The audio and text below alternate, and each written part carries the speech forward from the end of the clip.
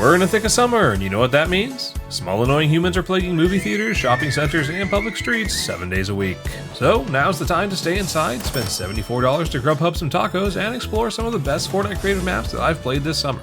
Let's start off with some long play maps, ones that'll really pull you in and keep you playing no matter how loud the music from the ice cream truck outside is. And let's start off with Cosmic Rift, possibly the best Fortnite roguelike I've ever played, a title previously held by Chaos Raid. This sci-fi shooter doesn't offer much in the way of story, but makes up for it with amazing level design and a unique ability system. From generating a freezing aura of ice around yourself to causing enemies to explode on elimination, the abilities really give you good reason to change up your playstyle. In addition, you can also unlock more weapons and stat perks along the way to help keep you in the fight. When you eventually bite the dust, the starting room offers you a chance to cash in your gems and increase your chance of getting higher level loot, perks, and abilities. Custom enemies and bosses are well done and perfectly match their different level environments. On top of all that, the difficulty is well balanced enough for new roguelike players to get the hang of it early on, while still ramping up fast enough for veterans to feel like they're facing a real challenge. Next up, let's talk about Killswitch X. This map was submitted by Tumble40 for one of the map jams I host in my Discord. Link is in the description, by the way, in case you want to join this month and earn some extra cash. But all plugs aside, this map actually won our June map jam, where the prompt was to create a single player map in 3 weeks. Tumble locked in for this submission, creating a full backstory for the new Killswitch character introduced in Chapter 6, Season 3,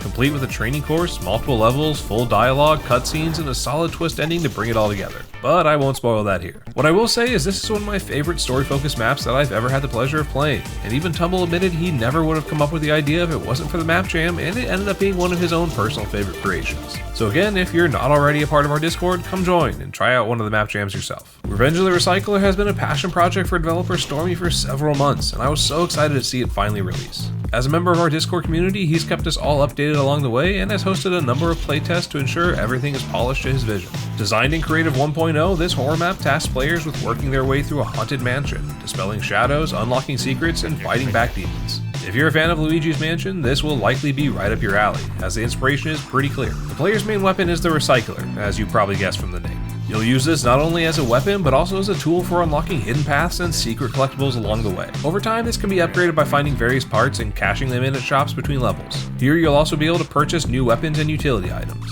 My favorite part though was the various mini-bosses you can run into. While most of them are unlocked by shooting the mini creepy plushies spread around the map, you also have a chance to randomly trigger the Demon, an invincible boss that packs a minigun and a passion for shooting you in the face. He has the courtesy of turning the screen red though when he's nearby at least, so you have a moment to shoot yourself before sprinting back to the lobby. Rune is not a horror game, so you can all unclench for this one. If you're looking for an open world PvE map, then developer Draw has you covered. Here, players are dropped into a massive map filled with bunkers and badasses. No, wait, that's the wrong game. I've got Borderlands on the brain. But I wasn't too far off. This map is all about exploration and fighting your way to hidden loot. Sometimes that will involve finding secret bunkers and taking on various badass bosses. Each play session is determined by where the storm decides to take you as it randomly moves around the map. Random anomalies can also pop up, bringing in entirely new chunks of the map filled with more enemies and new weapons. There's no real end to this one. You can play for as long as you want. You lose your gear and upgrades when you leave, but you keep your gold, allowing you to purchase various items before jumping in again. Draws continue to add pretty big content updates to this one since its release, so it's definitely worth coming back to even after a few play sessions. Now let's talk about some more tactical shooter maps. Starting with a plug for my own map, Outbreak Arena Free-For-All. I originally released this one back in February and discussed a bit of its creation in my Exploring First-Person Creative Maps video. But I've recently released a big update for it, changing out all the weapons, adding in a bunch of Easter eggs, and further tweaking the virus system. In case you haven't played this one before, Outbreak Arena takes place in the nightclub plaza after an alien spacecraft has crashed into the center, releasing a strange virus that's now infecting the players and driving them to fight each other. Your virus level increases every 5 eliminations, granting you more damage at the cost of speed, health, and eventually your vision and hearing. As we get more and more tools to control the player, I plan on developing the virus system even further. As it is, I had a lot of fun modeling and designing this map, so I hope you enjoy it. Next up, we've got a couple more maps that were submitted as part of our monthly Discord jams. Hex Shootout was the winner of our July map jam with the prompt to create a first-person tactical team-based shooter in 2 weeks. The sheer creativity of this map ended up taking us all by surprise. Instead of taking the expected route of designing a map in the vein of other tactical shooters like Rainbow Six Siege or Counter-Strike, developer Pato Ray created a dynamic hexagonal arena that periodically shifts to force players into developing new strategies throughout the match as they try to secure points and eliminate other players. Every few seconds, players are frozen, giving them a chance to purchase new items and review the next map formation. If you find yourself caught in a red section, you'll have a brief moment to move when the game unfreezes before your platform plunges into the abyss. If you're on a green platform, you're not fully safe either, as you risk getting launched into the air and taking a good chunk of fall damage on the way down. Since this was a map jam submission, it does have its fair share of little bugs and tweaks that still need to be made to things like the buy menu and wait time between rounds, but overall we really love playing this map. Breach 4v4 was our runner-up for the July map jam, created by Tumble40. This map really aimed to match the slower pace but tense gameplay we've come to expect from tactical FPS games. Tight corners, cheeky angles, and even the clever addition of a destructible wall as a nod to Siege really sold this one for me. The addition of security cams was also a fun idea, especially since players could choose to shoot them out, but having them locked to a single computer made it fairly unlikely to be used. I hope Tumble revisits this one and continues to develop the concept, because I would certainly love to see more maps like this. The last of our tactical shooter maps is Sneaky Snipers Desert from Panville. If you enjoyed the original Sneaky Snipers, this will likely be your new favorite. Per usual, players start off with only a sniper rifle as they're dropped into an expansive military compound deep in the desert. At its core, it's simply a tense free-for-all map for those who enjoy honing their sniper skills in a more detailed and tactical setting. But beyond that, they've added a bunch of crazy events, hidden areas, and locked loot caches to fight over. I can say with confidence that none of us expected a giant UFO to fly over the map and drop a load of tiny UFOs. Apparently their tractor beams teleport you to a vantage point on top of the ship, but I could never manage to catch one to try it myself. So kudos to Panville for going the extra mile to make this one really stand out. For those looking to embrace chaos over strategy, these next few maps are for you. Homerun Bat PVP has nothing to do with baseball and everything to do with exploding cars. You spawn in, launch yourself onto a skyscraper, and then attempt to either bash exploding cars into your friends' faces or yeet them into a different zip code. Either way, someone is not staying on top of this building. If you're lucky and have fast enough reflexes, you can dodge the vehicles or even save yourself from a fall by using the dash ability, which can feel like an insane move to pull off right before a semi-truck rearranges your face. There's not much else to this one, and there doesn't need to be. But if you're looking for something even faster paced, try out Octo Game's gun game. I'll be honest, this map is brain rot. One-shot eliminations, instantaneous respawns, bright colors, random meme sounds, none of it adds up to a game I would normally ever suggest to you guys. Yet I was the only one begging everyone to play a little longer on this map because I was having a blast. The map layout is tight, but with some verticality, there were plenty of opportunities to get the drop on someone. Pun fully intended. If you've got fast reflexes and an addiction to Red Bull, you'll want to add this one to your favorites list for sure.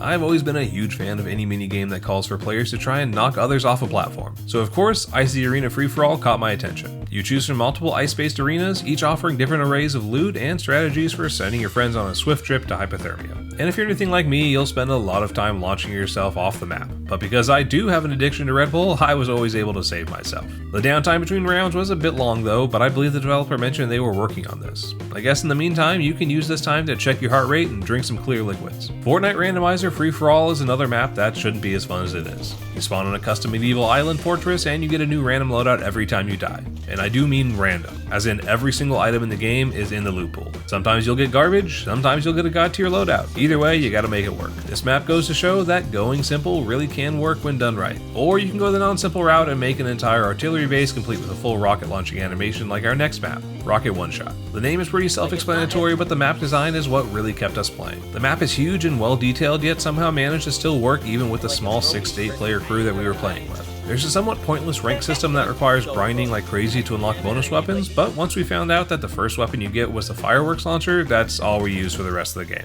It's kind of broken, but really fun. Finally, let's talk about a couple party games that have found their way into my go-to maps to play with the community on stream. First up is Super Minigames Party, probably the most fun Fortnite minigames map we've ever played. There's 25 different minigames to vote for, and none of them are just variants of box fighting. These are all legit party games with a Fortnite twist. I love maps like this because anyone can play no matter if they're great with combat or not, which gets more people interested. There's also a number of medals you can unlock and wear as back blings, as well as various headgear pieces to collect. We had a blast with this one, and we honestly go back to this map more often than any other map on this list. If a more traditional party game is more your style, then Draw at Fortionary might be your go-to. A simple Fortnite take on the classic Pictionary, players take turns drawing pixel art versions of various prompts, while other players try to guess whether or not the artist is currently drunk or blindfolded. If you're lucky, you'll be able to guess what it actually is and type in your answer. Since this was designed to play with randoms with no mic, points are given based on how fast you guess it, so everyone gets a chance to submit an answer before the end. But if you're playing with a bunch of friends in voice chat like we were, then you can just change the rules to whomever blurts out the answer first takes it, which we found to be a lot more fun. And that's it, ladies and gentlemen. That's the 15 Fortnite Creative maps that I've played most this summer so far. A huge shout out to everyone in my Discord community, as the majority of these maps were designed by the amazing creators we have there, and the many others there that helped playtest them with me. If you'd like to join, the link is in the description. I've got a couple new maps that I'll be releasing myself here soon as well, so make sure to like and subscribe so you don't miss any info on those or other amazing maps. Anyway, bye.